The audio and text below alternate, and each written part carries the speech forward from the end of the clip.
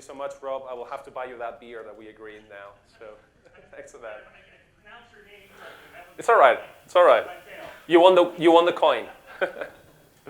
So my name is Ismael Valenzuela, and thanks to Rob and to the rest of SANS for putting together this awesome summit. For the next 20 minutes, this is a short presentation. I'm going to try to summarize a very specific solution to a very specific problem, right? And hopefully you can get away something from this, something useful. And this is aligned to the SANS motto, right? Just get something that you can use as soon as you get back to your office, right? Get back to work tomorrow and play with something that you have seen here. And you have observed probably during the last few talks, or since we started the whole summit with Van Bisher talking about Squeal and some of the awesome stuff that he's been doing, that when you mix, when you get like a coder, right, a pen tester, a forensics guy, and an IR guy working together in a SOC, something awesome happens, right? You've got the power. We've seen this with Google and their awesome projects as well, GR and how to pronounce that, GR, whatever, GRR, right? And all of those awesome tools. Because we have issues, right? We know these issues, we know how to solve them, right? So if you have some coding skills, you can quickly put that together. And it might be quick and dirty, right? That code might hurt when you actually see it, but it works, right? So this is the story I wanna share with you today briefly. So a little bit about me. He already mentioned pretty much everything. But I'm a SANS instructor. I also lead the incident response and forensics team for Intel Security. And I have this problem. I am addicted to GIAC certs, right? So I don't know how to stop. And I've been also collecting some titles, right, for some time, like penetration tester, incident response analyst, forensic analyst. But I still have to add that one, chaos specialist. I love that one. But yeah, I've been doing all of this for a while. So when you've been doing all of this for a while, and you've been coding a little bit, I'm a Spaniard, so I'm a bit lazy, right? So I want to code like something quick and dirty. And so when you've been doing this for a while, you come up with solutions, right? And all you probably need is just a bit of time to do actual work. And anyone here from the Northeast? Probably, from my accent, you can tell I haven't been here for a long time. But I live in Northeast New York area, and you probably remember, I think it was like a couple of years ago, the Snowmageddon, right, thing that ended up being a Little Mageddon. Well, that was pretty much the thing, right? It wasn't that bad. But it actually gave me like 2 days where people shut down the city and no trains, nothing, so you couldn't commute into an office. And this is how you define work, right? That's how I define work. The absence of going to the office, so you can actually do stuff. So it was like, now I'm gonna be able to work on something that I wanted to work, specifically for a project I was working on. And this is a challenge that I had, right? I was working with a customer, and you've probably seen this. It might resonate with what you have in your own organizations. Large organization with 50,000 plus endpoints that were managed by a central solution, right? In this case, I mentioned it's the McAfee PO agent, but it could be anything else, right? In this case, this is what they had. And they had like a large environment and no forensics in place. So essentially the guys, the field services guys, they would be just running around, running antivirus scans. When you see that a machine was infected with something, what they would do, run another scan, another antivirus scan. And if they found anything, what they do next? They run another scan again, right? Obviously, because you're going to find something at the third scan or fourth scan. Maybe. Maybe not. So what happens in the end, right? If that machine keeps reinfecting, you just re-image the machine and you just bring a new one. Does it resonate with maybe what happens in any of your environments? What are you learning from that? Absolutely nothing, right? So this is the kind of the environment we were dealing with. And containment remediation pretty much was exactly the same thing. So how do you know what's going on with those systems, right? This is like the kind of the typical day, average day for a SOC analyst. You see something like this. This is an alert for a system that is identified as suspicious because it's going to an IP address that has been collected in this project, Collective Intelligence Framework, awesome open source project that brings feeds from different places, right, open source sources. And if you see that this machine is connecting to this other IP address or domain that is deemed as suspicious, you want to know what's going on, right?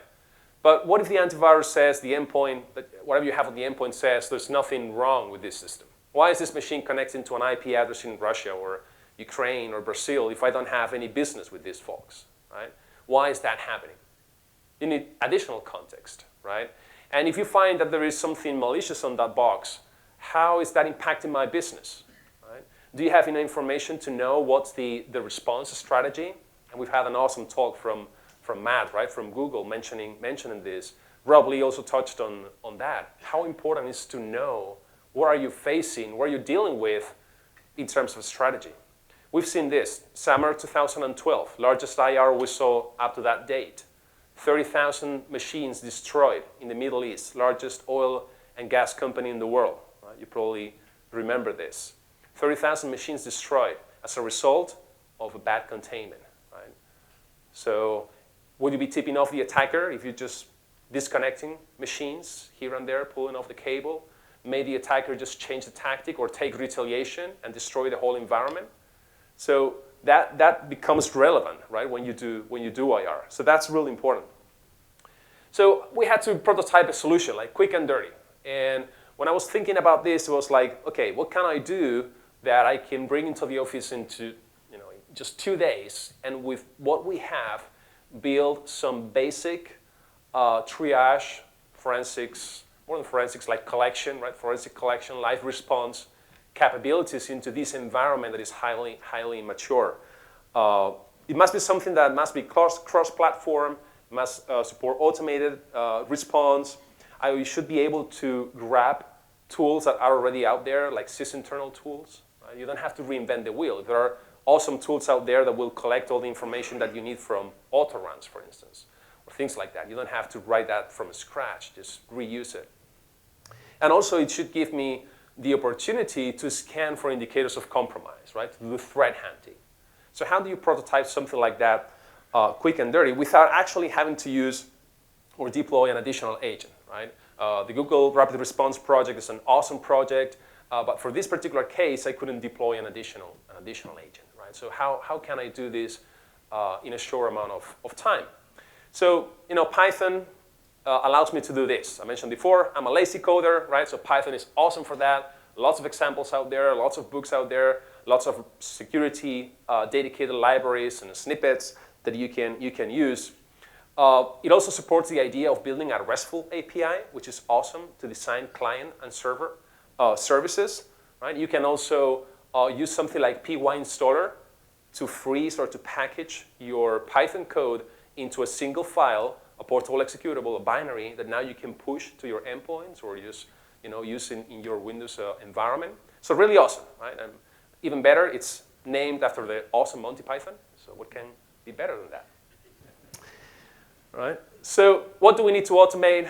We know all of this. Everyone here in this room, we've touched on some of those things that you have to collect, some of the things you have to hunt for. So for instance, the guys from Endgame have been mentioning this, things you have to collect to examine the machines.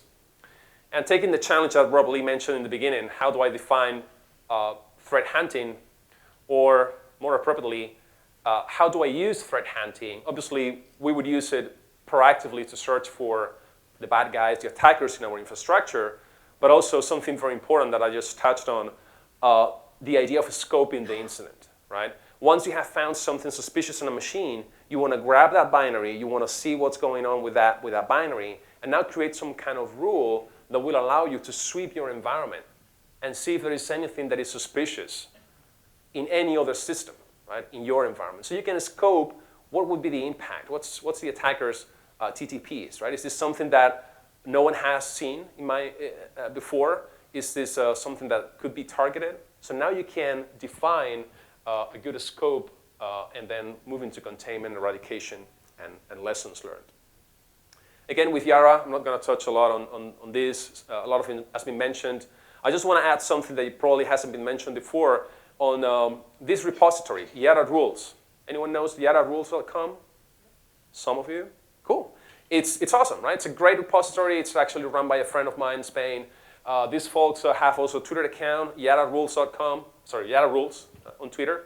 So follow them, go to their repository. They have a huge collection of Yara rules on GitHub that might be something you can use straight away in your environment. And the good thing about Yara is that you can call these libraries from your own Python code. So you can write your own code and now run Yara scans on the endpoints using these libraries and scanning memory and scanning also for artifacts on disk, right? And you may have been in this situation before. You may need to deploy a security tool that you want, right? And it's like, oh, I need to deploy an additional agent. And you go to management, and sometimes this is what happens, right? When you say you want to deploy an additional agent, or best case scenario, it might take you like sometime between 3 months or 6 months to get that approved, right? Because now people have to figure out whether that's going to make the machine slow or what's going to be the impact on that. So what is the solution that we came up with? This is how I call the project. It's called Rastreador. And I know it sounds weird. It comes from Spanish, from hunter, right? So hunter, Rastreador, bit of the elite thing, modifying the D with a 2. That's the whole deal. Maybe we can do a poll if we want to change the name, something like that. But it's open source, right? So the code is out there. If Bam Vischer had actually to apologize for the quality of the code, I don't know what to say myself. I would have to say I will have to pay you to actually use this as a compensation or something like that. But it's out there. You can reuse it. I have the binaries already compiled for you. If you don't trust my binaries, which is a good thing to do, you can compile them yourself. But essentially, it uses a RESTful API, so you can do Yara scans and report back to the server. It's easy to integrate with any kind of tool that you have on the endpoint. So if you already have an agent that can kick off a process or kick off a binary, you can use that. That wraps certain third-party tools. So I'll show you some demos if this works. Hello, there you go. So the current functionality in version 0.7, I made it to 0.7 like Squeal. I'm so pumped. I'm a huge fan of Squeal. So we have Yara disk, Yara memdump, and triage. So you can scan for IOCs in memory. You can scan for IOCs on the disk.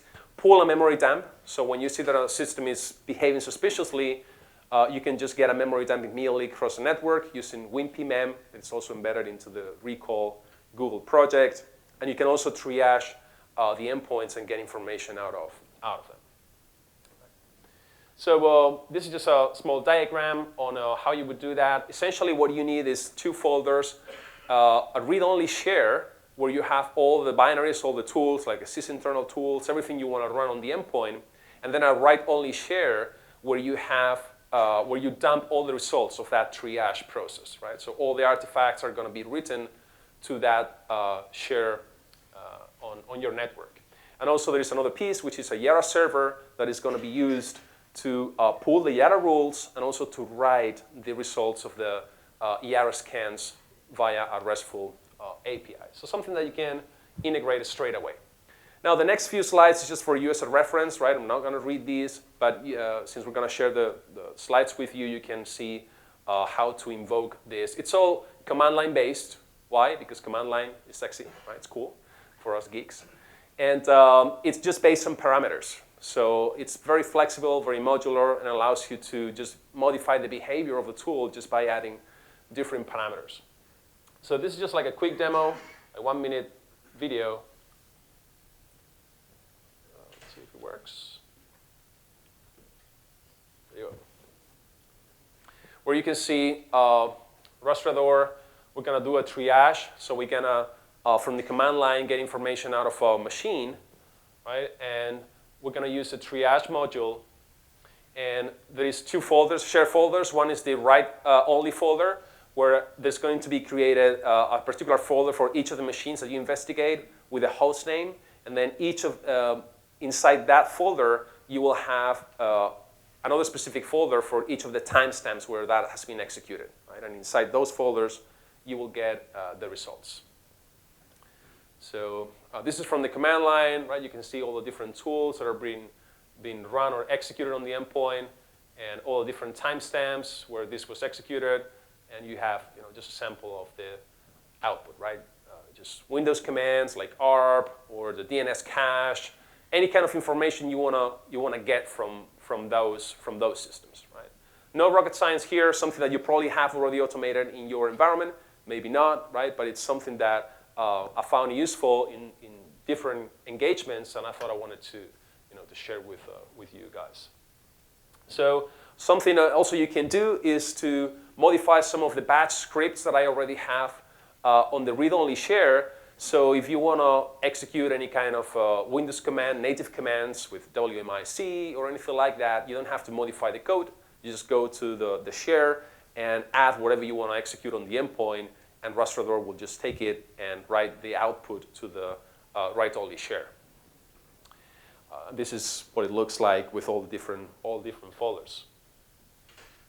Also, you can grab memory dump, right? So you can get a memory dump of that machine so you can analyze it later with volatility or recall. And this is what it looks like, right? You're just using a WinPMem and a full memory dump on raw format. So for the EraPieced, what you do is you start a server. It's a RESTful API server written in Python. Again, you have the binary, so you can run that on Windows, but also on Mac or Linux. And it's going to listen on port 8080. And from there, you can run Rastreator with a set of Yara rules. You can get from yararules.com or create your own rules and scan for IOCs both in memory and on the disk. And that's kind of the format that you would use. So again, just a short 1-minute video that I can. All right, let's go for it. There you go. So that's the format of the command line, and this is Yara mem or Yara disk. We're going to start the server that's going to be listening on this box. It's going to bind to all the interfaces and listen on port 8080. And now we can run a memory scan, right? Looking at connecting to the server and local host. And I'm going to use fake malware Yara rule from Florian Roth that is on yararules.com. It's going to scan physical memory, and it's not going to find anything. You can see here the RESTful API. It's pulling the Yara rule from the server and executing that scan on the endpoint, right?